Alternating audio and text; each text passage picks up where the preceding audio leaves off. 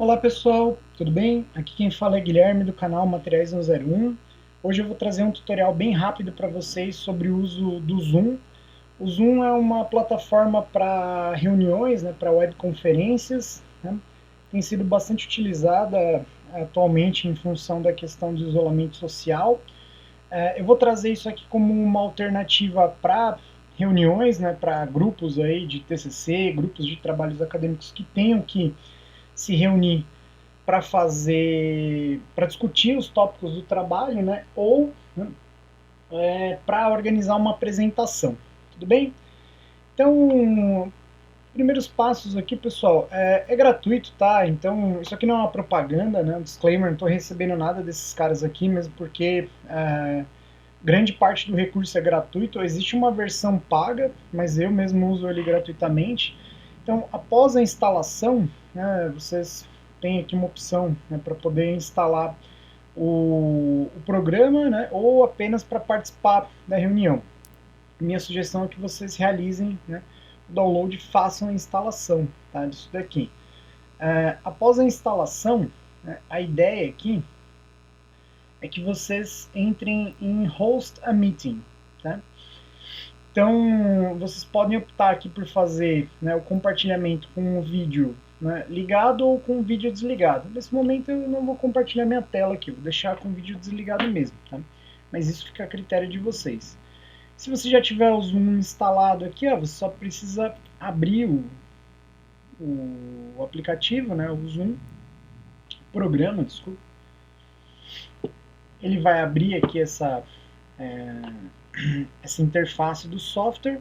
E aí, para vocês convidarem os participantes no grupo para a reunião, as pessoas que vão participar da reunião aqui com vocês, vocês podem clicar aqui em Invite, copiar aqui uma URL e depois colar essa URL num e-mail, numa mensagem no WhatsApp, para convidar as pessoas aqui, e juntamente do password, da senha aqui para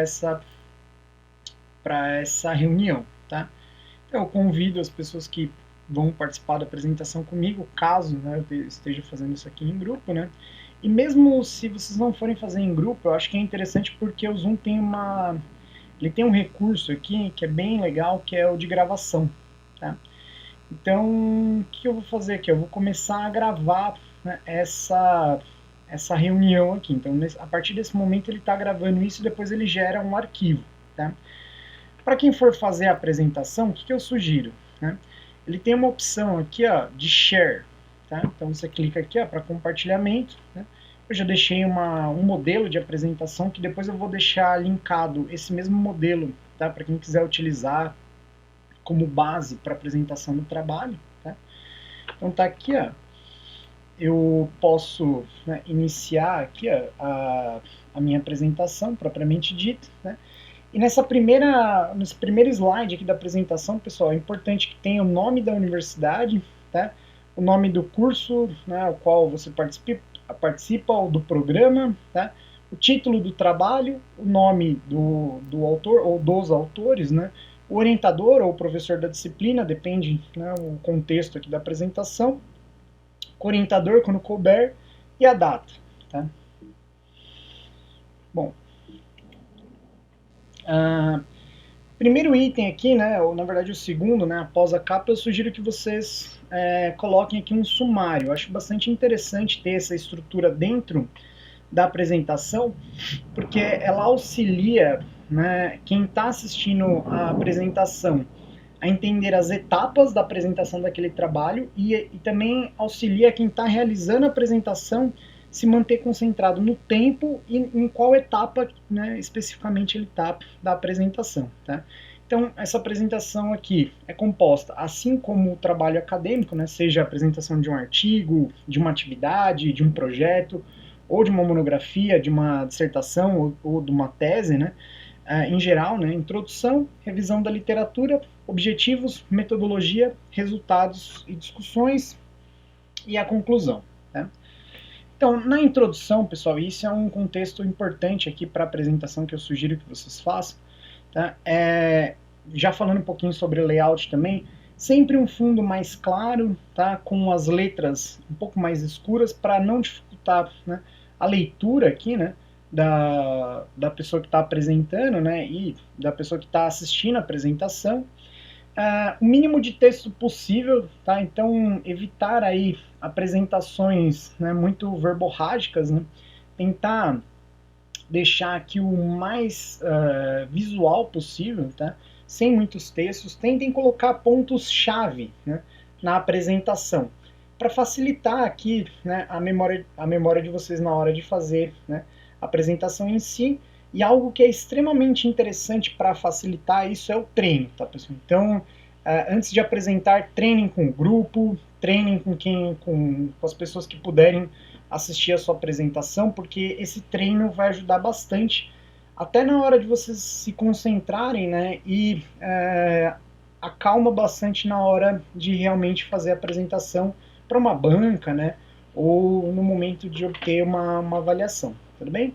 Então aqui, pessoal, estou falando de introdução, né, sobre as fibras, então eu dou um contexto bem básico do que elas são, né, do que essas nanofibras na verdade são.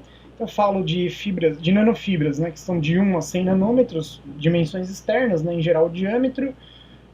Fibras submicrométricas, né, de 101 a 999 nanômetros.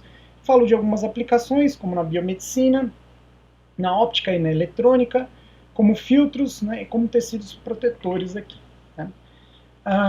Métodos de obtenção, né, das nanofibras, né, os processos de produção dessas nanofibras, sempre citando aqui, ó, as referências, né, colocando os autores, os artigos aqui que eu utilizei para gerar, né, essas imagens aqui. O que eu não coloquei, né, a fonte aqui são imagens, né, são figuras minhas, né, que eu mesmo gerei no meu trabalho.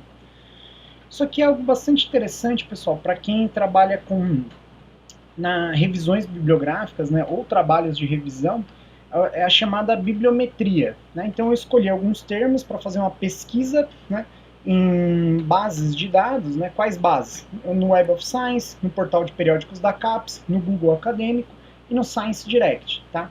Com os termos, no caso do meu trabalho aqui, Centrifugal Spinning, Force Spinning e Rotary Jet Spinning, adicionado ao termo nanofibras, tá? Nanofibers, na verdade, que eu pesquisei em inglês isso aqui. Né? Então, ele me retornou um número, né, de artigos, né, patentes, né, e teses, monografias aqui, que eram 99, né, a época em que eu fiz essa revisão bibliográfica. Eu estou apresentando isso aqui numa linha do tempo em relação a essas publicações. Isso é bastante importante para quem está assistindo, né, para a banca, né, que está te avaliando, né, para quem está assistindo a sua apresentação, entender o quão amplo, né, é o seu conhecimento em relação a esse assunto aqui. Tá? Quais foram as fronteiras do conhecimento que você consultou para poder trazer o estado da arte em relação ao assunto que você está apresentando aqui. Tá? Aqui eu dou uma ideia geral, né, do que é o processo, né, pessoal, esse processo específico, uma foto, né, que mostra aqui os componentes principais desse equipamento, reservatório, né, os orifícios aqui com as agulhas, né, o motor que está por baixo aqui, né, dessa imagem, e os coletores. Né. Nessa imagem aqui eu explico um pouquinho melhor como que funciona a formação, né, das fibras, né, especificamente. Né. Não vou fazer a apresentação aqui, mas eu só queria, né, dar uma ideia para vocês de como utilizar esse tipo de recurso. Tá? Normalmente, olha só, eu coloco aqui pontos, né? Aqui eu vou começar a falar um pouquinho melhor sobre a questão de parâmetros de influência do processo, né, de fabricação das fibras aqui. Tá? Então eu coloco pontos-chave aqui, ó, milestones, né, nessas bullets aqui, nessas bolinhas aqui, para me lembrar aqui quais são os parâmetros relacionados à solução, como por exemplo massa molar do polímero, concentração do polímero, viscosidade, viscoelasticidade, tensão superficial, e vou falando um pouquinho sobre cada um deles. Parâmetros ambientais, temperatura e umidade, e parâmetros de processo, distância dos coletores, velocidade angular, design da agulha, o coletor em si, né, e o raio do rotor. E aqui, pessoal, dentre aqueles artigos, né, que eu pesquisei, eu separei alguns que são os principais para poder falar pontos fundamentais da minha pesquisa, né, relacionados a minha revisão bibliográfica, né? O que da revisão, né, permitiu que eu construísse o meu entendimento em relação ao tema, né? Quais são os principais artigos sobre o tema também. Então, por exemplo, nesse artigo aqui, os autores conseguem correlacionar a questão de concentração, né, de polímero em solução com o diâmetro médio, né, das fibras. Isso é bastante interessante para a minha pesquisa. Nesse caso aqui específico, pessoal, né, nós temos aqui, né, uma relação, né, de viscosidade com o diâmetro médio das fibras também. Esse artigo aqui especificamente, né, os autores, né, eles trouxeram referências em relação ao processo de difusão do solvente do interior das fibras para a superfície, como isso altera a morfologia delas. Eu não vou explicar aqui especificamente, né, mas eu quero falar o porquê que eu coloquei aquelas informações, porque essa revisão bibliográfica ela constrói uma linha narrativa do meu trabalho, né, até o ponto onde nós identificamos que existia uma lacuna em relação a esse conhecimento, né, do que o meu trabalho descobriu aqui, para poder contribuir com o tema. Tá? Esse trabalho aqui feito por um colega meu da época de UFPEL, né, o Jean, se um dia ele assistir esse vídeo, Jean, um abraço aí, cara. Sucesso aí na jornada. Ele na dissertação de mestrado dele, né, ele investigou aqui as influências da concentração, da velocidade angular e do diâmetro da agulha, né, na morfologia dessas fibras. A partir desses resultados, né, é que otimizou-se o processo para que o estudo que eu fiz conseguisse avaliar outras características que esse estudo inicial não tinha considerado. Aqui outros resultados aqui também relacionados à velocidade angular, né, e o diâmetro médio das fibras, né, efeito de concentração, né, no diâmetro médio, né, o design da agulha, desculpa, no diâmetro médio, parâmetros ambientais, né, então temperatura, né, e umidade, né, em função da porosidade das fibras, né, de alguns outros critérios aqui também, só que isso aqui, importante que se diga, né, para eletrospinning, tá? Então não existia, à época da investigação aqui que eu realizei, informações sobre esse tipo de correlação para a rotafiação. Tá? Continuação, né, dos resultados daquele trabalho. E aí o material que eu vou utilizar aqui, né, no caso que é o poliestireno, explico um pouco sobre o material, apresento aqui o monômero base para esse material, ou como que dá origem aqui a questão do polímero em si. É um material bastante descartado, né, um material pouco denso aqui, né, que produz bastante volume de descarte, né, e parte desse material, né, pode ser utilizado, né, para produzir essas nanofibras, né, no caso do poliestireno expandido. Algumas aplicações aqui mais específicas para fibras produzidas com poliestireno, como a questão de remoção de óleo em água, né, e crescimento celular. Parte de correlação aqui em relação ao tipo de solvente com a morfologia das fibras, né, só que para eletrospinning, né. Os objetivos do trabalho, importante que estejam claros aqui. Então, pessoal, até aquele ponto ali, tudo aquilo era a minha revisão bibliográfica. Tá? Agora aqui eu apresento os objetivos. O que está aqui nessa caixinha azul é o meu objetivo geral, é avaliar a influência do tipo de solvente e da temperatura na morfologia de fibras produzidas por rotofiação, e esses outros aqui são objetivos específicos. E a metodologia que eu pretendo utilizar para chegar nesses objetivos, né, para atender esses objetivos. E aí eu apresento meus resultados e discussões, né? Nesse caso aqui eu não vou apresentar, é porque ainda esses artigos estão sendo avaliados para publicação. E a conclusão, tudo bem?